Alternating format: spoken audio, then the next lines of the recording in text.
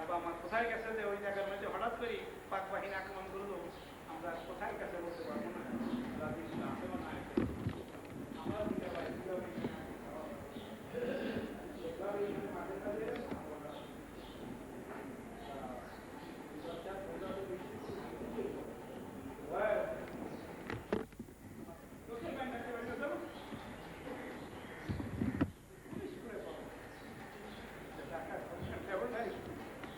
এই কথা বলার সাথে সাথে ওই লোক যেমন আকাশ দেখা বলেছে তোমার ল্যাবরেটরি করেছ আর এখানে লাগিয়েছে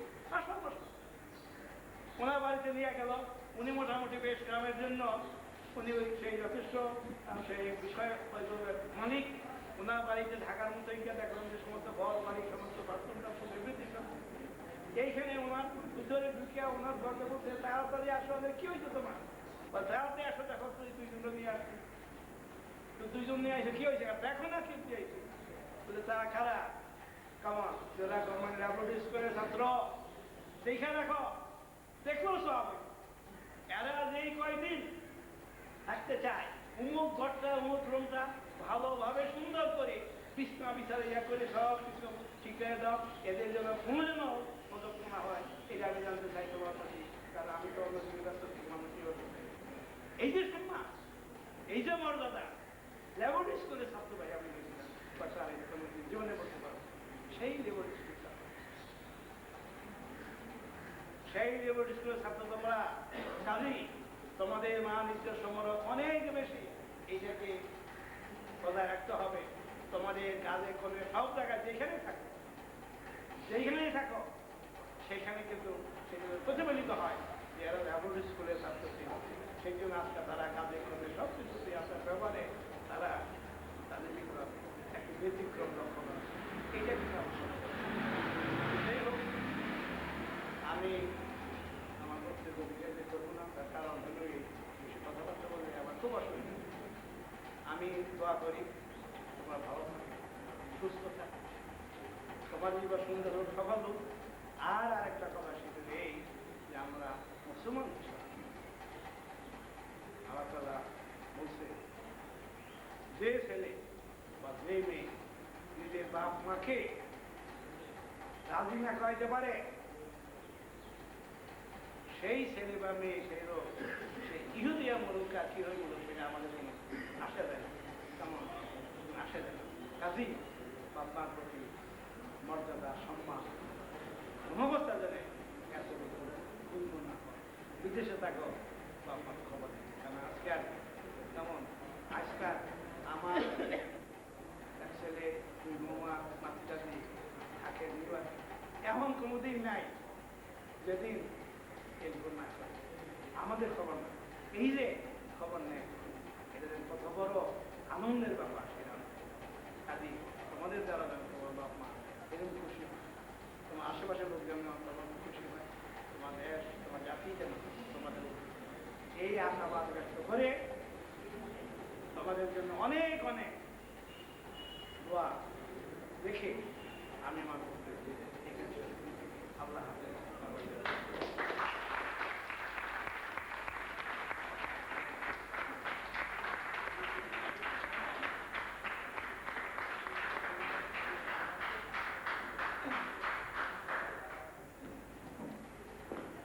আমাদের আসলে অনুষ্ঠানটা খুব তাড়াতাড়ি করে অর্গানাইজ করা হয়েছিল, আমরা সবাই জানি। আমরা তাদেরকে টাইম মতো বলতে পারি নাই, অনেক কিছু অবস্থা হয়েছে, বাকি সময় আমাদের শুরু করতে পারি নাই অনেক কারণের জন্য।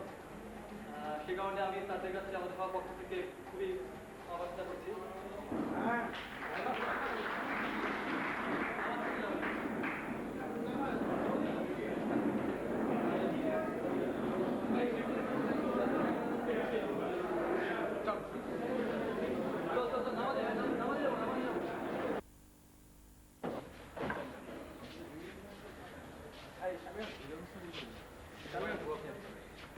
এসে গেছে এখন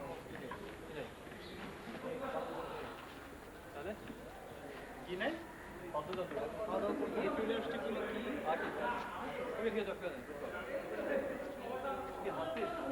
ওনার মধ্যে কি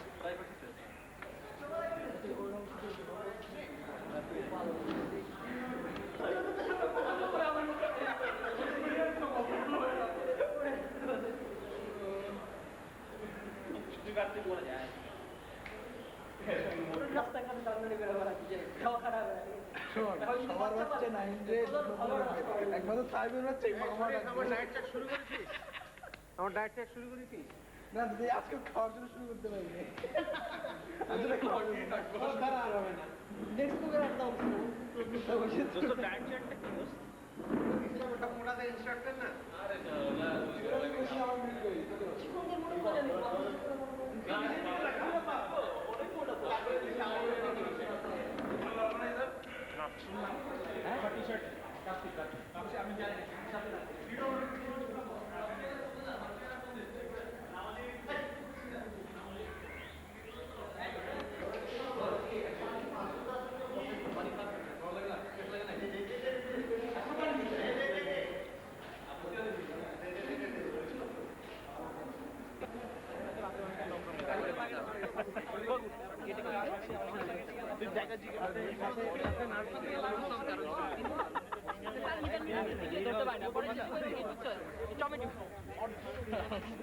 এইসব কি এইসব কথা তো তুই কি করলি কি করলি খবরই নেই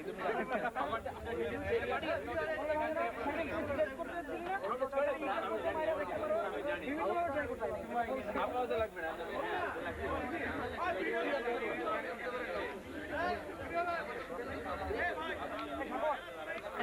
কমে নিবি আমি বসে আছি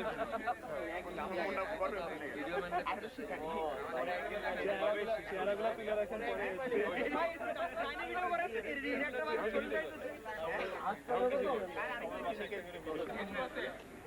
হাতুড়ি ছিনি দিয়ে মনে হয় দাঁত হচ্ছে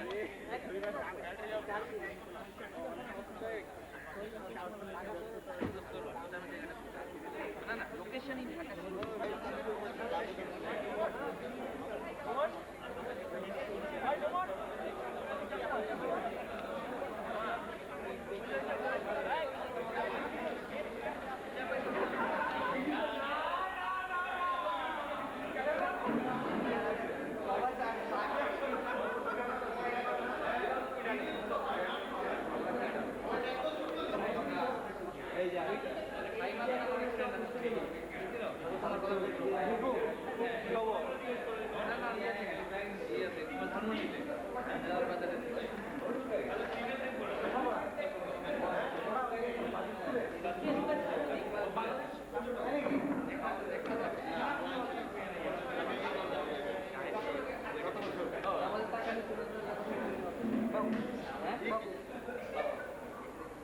বিশেষ করে চলে গেল না মর্নিং চলে গেল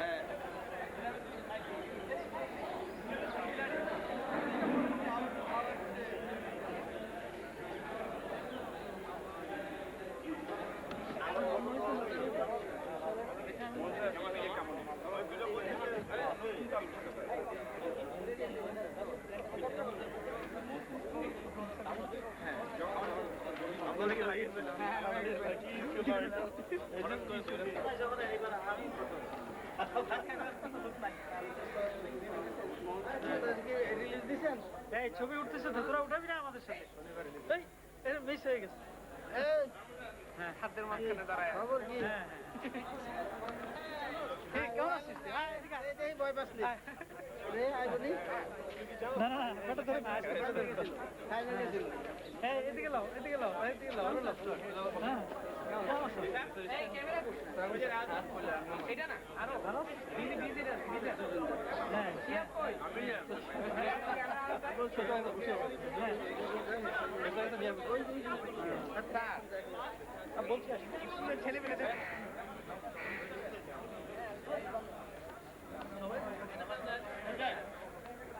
এই রেজাল্ট কিছু কোর্স করানো তো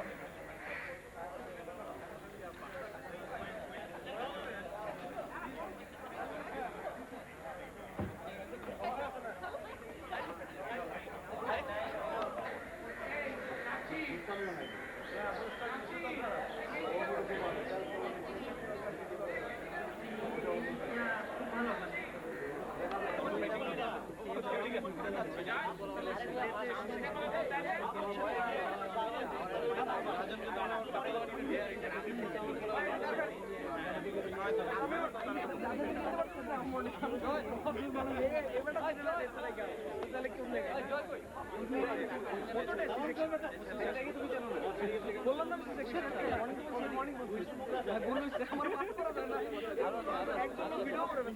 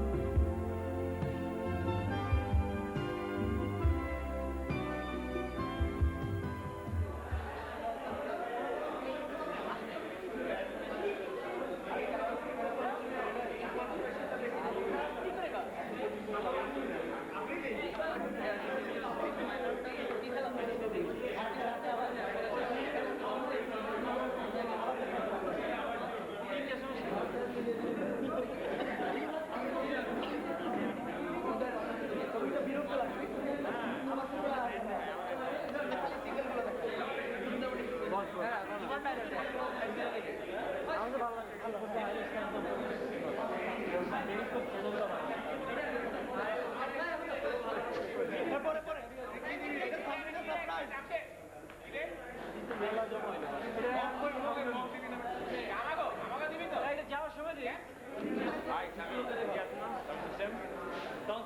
জয় এখানে পথে জয়কে লাস্ট ফোন দিচ্ছিলাম সেগুলো পথে থেকে পয়সা নিয়ে গেছে কোন পথে কোন থেকে আনতো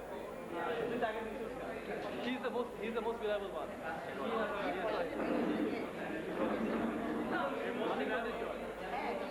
যে most reliable এটা আমি আগেই চিন্তা করেছিলাম আমার দিন যে বলে দেবো যে সবাইকে দেওয়ার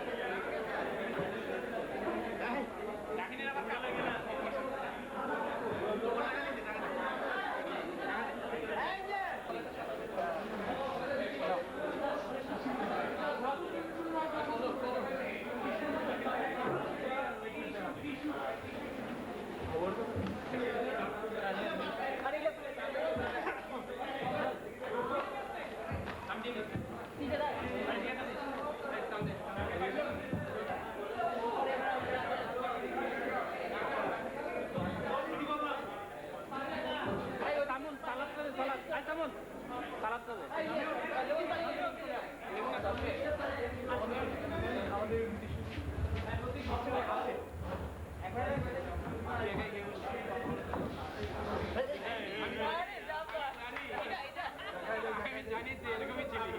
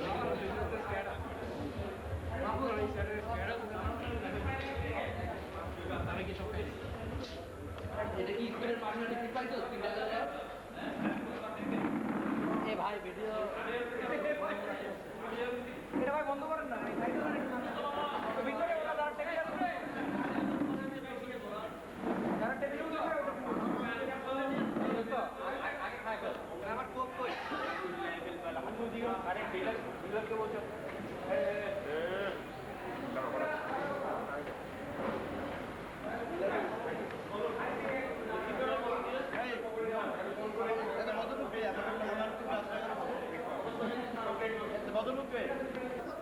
কেন 3টায় ওটা শুরু হবে, আমি শিক্ষক মানুষ, আর আমাদের দুর্নাম হয় যে ল্যাবরেটরি স্কুলের টিচাররা কি দেরি করে, সুতরাং সেটাকে একটু প্রাধান্য দিয়ে যাচ্ছি, দোয়া করুন।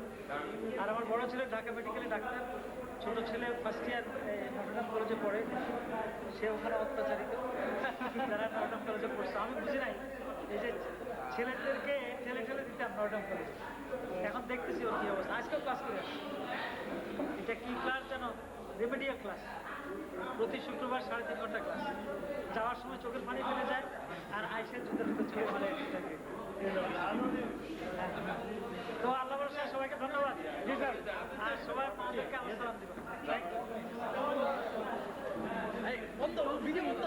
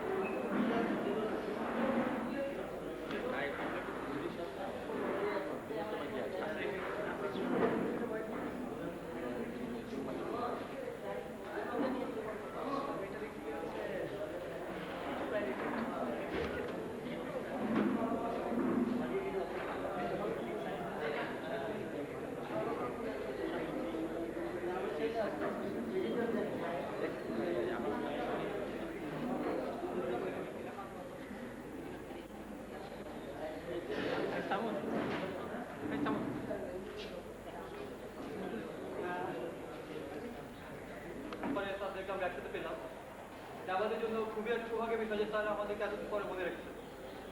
আমরা তো এরকম মোটামুটি অর্গানাইজ করার চেষ্টা করেছি, যদিও অনেক ত্রুটি ছিল এর মধ্যে। তারা আমাদের বলেছেন আমাদের কোনো থাকবেই, বাট তারা সেটা আমাদেরকে সবার সুন্দর দৃষ্টিতে রেখে আমার সাথে পার্টিসিপেট করেছে অনুষ্ঠানে। তো তাদের তো কোনোভাবেই আমরা কোনোভাবেই কিছু বলে কম বলা হবে, থ্যাঙ্কস বলা বা গিফট দেওয়া কোনোভাবেই হয় না। তবুও আমরা চেষ্টা করেছি আমাদের স্মৃতি তাদের কাছে রাখার জন্য ছোট একটা সুবিধার ব্যবস্থা করেছি তাদের জন্য। সেটা এখন আমরা তাদের হাতে দিয়ে দিব, দেন আমাদের পাওয়াল অনুষ্ঠানটা সমাপ্তি হয়ে যাবে। তারপরে আমাদের পাওয়াল অনুষ্ঠান যেটা হবে চলতে থাকবে। এখন তাদের হাতে এই গিফটটা দেওয়ার জন্য আমরা সবাই যেন একটু একসাথে হাতটা দিতে পারি।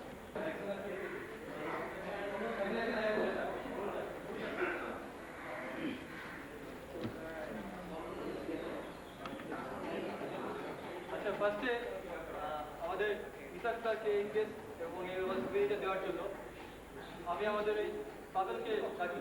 পাবেল,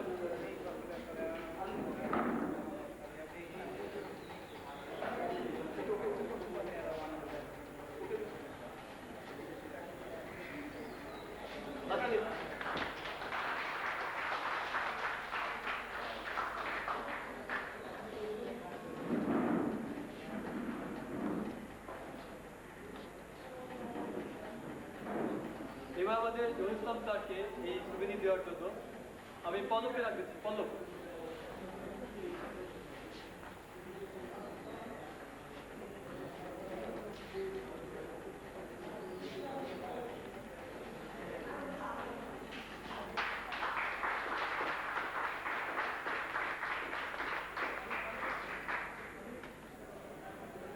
এরপর আমাদের স্কুলের বর্তমান হেড স্যার, তিনি আমাদেরকে খুবই সহযোগিতা করেছেন এই অনুষ্ঠানটি করার জন্য। তার জন্য আমি রিয়াজকে রাখতেছি।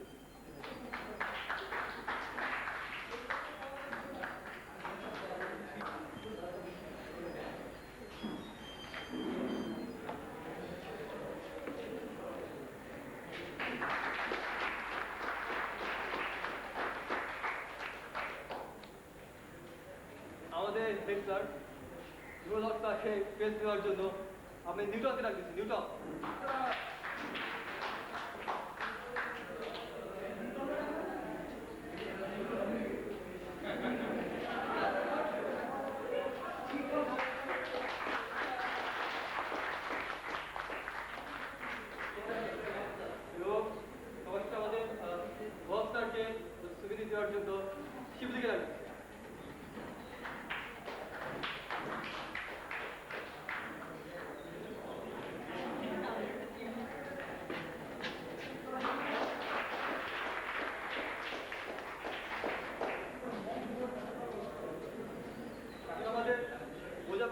সবাইকে সুবিধা দেওয়ার জন্য আমি মামুনকে ডাকবো।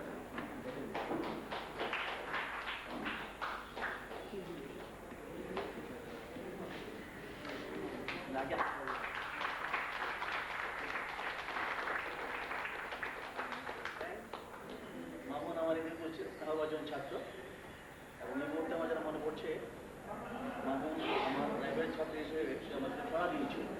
তো ছড়া আমার জীবনকে নিয়ে আমি যখন ভর্তি হয়ে চলে গেলাম ময়মনসিংহ জেলা স্কুলে তখন খুব কষ্টে যাচ্ছিল আমার দিনগুলো। সেই কষ্টের দিনগুলোকে যাতে করে আমি বলতে পারি সেই প্রেক্ষিতে একটা ছড়া লিখেছিল। এখন আমার মনে হয় ছড়া দিয়ে আসে আমার বাসায়। আজকে সে মামুনের হাতেই গিফটে দিলাম এবং আমার অনুভূতি হচ্ছে যে আমার জীবনে প্রথম কোনো ছাত্রদের কাছ থেকে আমি কোনো গিফট পেলাম। ধন্যবাদ সবাইকে, ধন্যবাদ প্রধান শিক্ষক।